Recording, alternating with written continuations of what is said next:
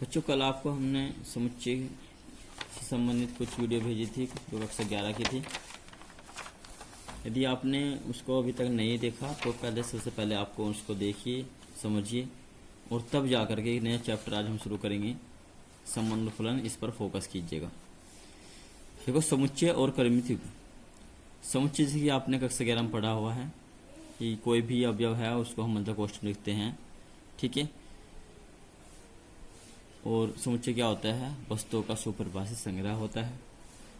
तो यदि देखो यहाँ पे समुच्चय है, ये दोनों इक्वल है। यहाँ पे हमने संख्याओं को चयन करके लिखा हुआ है, आगे पीछे करके लिखा हुआ है, तो भी ये दोनों समुच्चय इक्वल रहेंगे। करीम द्विगुम में ऐसा नहीं होगा, यानी कि ए बी एक करीम द्विगुम है तो ये बी ए के बराबर नहीं होगा। अब फॉर एग्जाम्पल सुपर करो, एक समुच्चय है ए बराबर जिसके अवयव है 1 2 3 और दूसरा समुच्चय है बी जिसके अवयव है 5 और 8। अब ए क्रॉस बी, तो जब हम ए क्रॉस बी करेंगे तो ए के अवयव जितने भी हैं वे पहले लिखे जाएंगे और बी के जो अवयव होंगे वे बाद में लिखे जाएंगे और सभी को कर्मित युग्म के रूप में लिखेंगे। ये सब कर्मित युग्म है। तो ए क्रॉस बी जब याद करते हो, 1 5 1 8, जैसे कि आपको कक्षा 11 में बता चुके हैं, 2 5 2 8 3 5 3 8, ठीक है। ये होगा ए क्रॉस बी। यदि हम बी क्रॉस ए ज्ञात करेंगे तो इसका क्रम बदल जाएगा। तो बी के अवयव पहले आएंगे और ए के बाद में आएंगे। ये आएंगे 5 1 5 2 5 3 8 1 8 2 और 8 3। तो देखो यहाँ पर जो ए क्रॉस बी के जो अवयव है, यानी कि इनका जो क्रम है वो ए के अवयव पहले आए हैं और बी के बाद में आए हैं, और बी क्रॉस ए में बी के में जो अवयव है वो पहले आएंगे और ए के बाद में आएंगे। तो देखो यहाँ पर कोई भी अवयव मैचिंग नहीं कर रहा। तो यानी कि यदि हम कर्मित युग्म का क्रम बदल दें तो यहाँ पर ये इक्वल नहीं होंगे। A B is not equal B A. छोटे कोष्ठक में है तो कर्मित युग्म है और मंडल कोष्ठक में है तो समुच्चय। और समुच्चय में यदि अवयव की संख्या समान है और अवयव भी एक दूसरे में इक्वल है तो वो समान होते हैं, ठीक है। अब देखो, इस पर ध्यान करना है कि ये देखो, ये जो हम लिखा है ये कर्मित युग्म है। इस पर बहुत अच्छे से फोकस रख लेना है। ए क्रॉस बी में क्या आएंगे? ये कर्मित युग्म के रूप में आएगा, यानी कि ए के अवयव पहले आएंगे और बी के बाद में, और बी क्रॉस ए में बी के अवयव पहले आएंगे और ए के बाद में लिखे जाएंगे। कुछ डेफिनेशन है जिस पे आपको फोकस रखना है, फिर एक्सरसाइज करेंगे इसके बाद में। आज आपको ये डेफिनेशन अच्छे से कवर कर लेनी है, समझाते हुए चलेंगे आपको। संबंध और फलन। तो संबंध क्या होता है? देखो, संबंध जो होता है वो कोई, मान लीजिए कोई समुच्चय ए है, जैसे कि अभी आपको पीछे एग्जाम्पल दिया, मैंने कोई समुच्चय ए है तो समुच्चय ए से समुच्चय बी में कोई संबंध आर ए क्रॉस बी का उप समुच्चय होता है। तो आर क्या होता है? ए क्रॉस बी का उप समुच्चय। अर्थात यदि हम ऐसे भी कह सकते हैं कि यदि आर ए क्रॉस बी का उप समुच्चय है तब आर जो होगा वो समुच्चय ए से बी में एक संबंध होगा। इसे समझिए, यदि आर ए क्रॉस बी का उप समुच्चय है तो आर को हम ए से बी में एक संबंध कहते हैं।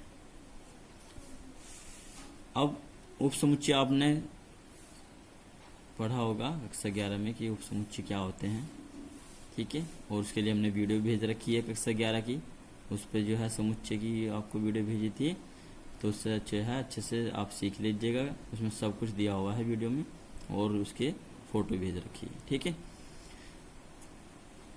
अब संबंधों की कुल संख्या, यानी कि ए से बी में संबंधों की कुल संख्या। तो ए क्रॉस बी के उप समुच्चयों की संख्या ही, यानी कि जितने ए क्रॉस बी के उप समुच्चय होंगे वे ही ए से बी में संबंधों की संख्या होगी। देखेंगे ए क्रॉस बी के उप समुच्चयों की संख्या ही समुच्चय ए से समुच्चय बी में संबंधों की कुल संख्या होगी।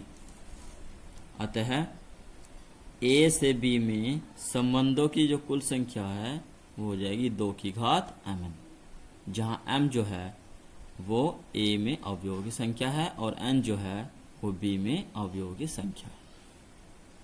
तो समुच्चय a से समुच्चय b में कुल संबंधों की संख्या कितनी होगी? 2 की घात mn। अब कुछ समुच्चय से संबंधित और संबंध किस प्रकार से होते हैं? सबसे पहला सबसे छोटा संबंध होता है वो होता है रिक्त संबंध। रिक्त संबंध क्या है? जैसे कि आप जानते हो कि रिक्त समुच्चय जो फाई होता है वो प्रत्येक समुच्चय का उप समुच्चय होता है। इसलिए फाई को हम लिख सकते हैं कि फाई उप समुच्चय है ए क्रॉस बी का, और जब फाई ए क्रॉस बी का उप समुच्चय है तो ये भी क्या होगा? फाई ए से बी में एक संबंध होगा, इसे रिक्त संबंध कहते हैं। यह समुच्चय ए से समुच्चय बी में सबसे छोटा संबंध है। ठीक है, क्योंकि जो भी ए क्रॉस बी का उप समुच्चय होगा उसे ही हम क्या कहेंगे? ए से बी में एक संबंध कहेंगे। और फाई जो होता है वो ए क्रॉस बी यानी कि प्रत्येक समुच्चय का उप समुच्चय होता है, तो इसलिए ये ए क्रॉस बी का भी उप समुच्चय होगा। और जब ए क्रॉस बी का उप समुच्चय होगा तो ये भी ए से बी में एक संबंध होगा। इस संबंध को हम रिक्त संबंध कहते हैं और यह संबंध सबसे छोटा संबंध है।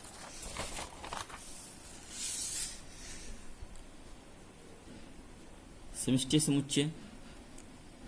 समष्टि समुच्चय जैसे कि आप जानते हैं कि प्रत्येक समुच्चय जो होता है वो स्वयं का उप समुच्चय होता है। इसलिए ए क्रॉस बी भी ए क्रॉस बी का ही क्या होगा? उप समुच्चय होगा। और जब ए क्रॉस बी का उप समुच्चय है तो इसलिए ए क्रॉस बी भी ए से बी में एक संबंध है। इसे ए से बी में सबसे बड़ा संबंध कहते हैं। नेक्स्ट पॉइंट है संबंध का डोमेन और परिसर, यानी कि कोई संबंध है और उसका डोमेन क्या होगा और उसका परिसर क्या होगा। यदि कोई संबंध आर ए से बी में इस प्रकार परिभाषित है, यानी कि एक संबंध है जो ए से बी में है और वो किस प्रकार से है? वो इस प्रकार से है कि आर बराबर है समुच्चय कर्मत्रिभुज के रूप में इस संबंध है ए बी, जहाँ ए जो है वो ए में है और बी जो है वो समुच्चय बी का एक अवयव है। यानी कि जो पहले अवयव है इस संबंध के, जो पहले अवयव है जो कर्मत्रिभुज के रूप में लिखे जाएंगे यहाँ पे संबंध में, वे सब ए के अवयव है और जो यहाँ पे दूसरे अवयव है द्वितीय अवयव वे सब समुच्चय बी के अवयव है। तो यहाँ से जो डोमेन होगा, डोमेन यानी कि प्रांत, तो वो होगा पहले अवयव का समुच्चय। जो डोमेन होगा यानी कि आर का जो डोमेन होगा वो ए के यानी कि संबंध आर के जो यहाँ पे कर्मत्रिभुज हैं उनके जो पहले अवयव है उनका जो समुच्चय होगा वो डोमेन होगा। जैसे यहाँ देखिए ए क्रॉस बी के ये क्या है? ए क्रॉस बी के ये सब अवयव है और इन अवयवों को हम क्या कहते हैं? कर्मत्रिभुज। तो इन कर्मत्रिभुज में जो पहले अवयव आए हुए हैं 1, 2, 3, तो ये इसका ए क्रॉस बी के क्या है? डोमेन है। और जो दूसरे अवयव है 5, 8 ये परिसर है। यानी कि जो कर्मत्रिभुज में पहले अवयव होंगे वे डोमेन यानी कि प्रांत होंगे और जो दूसरे अवयव होंगे वे रेंज यानी कि परिसर होंगे। ठीक है, नोट पॉइंट 1 लिखा हुआ है यहाँ पे, समुच्चय बी को संबंध आर का सह प्रांत अथवा सह डोमेन भी कहते हैं। ध्यान रखना है। आज की वीडियो में इतना ही। नेक्स्ट वीडियो में हम एक्सरसाइज करेंगे। ठीक है बेटा, इन पर अच्छे से आपको फोकस कर लेना है, इनको पढ़ना है और इनको अपनी कॉपी में भी नोट कर लेना है।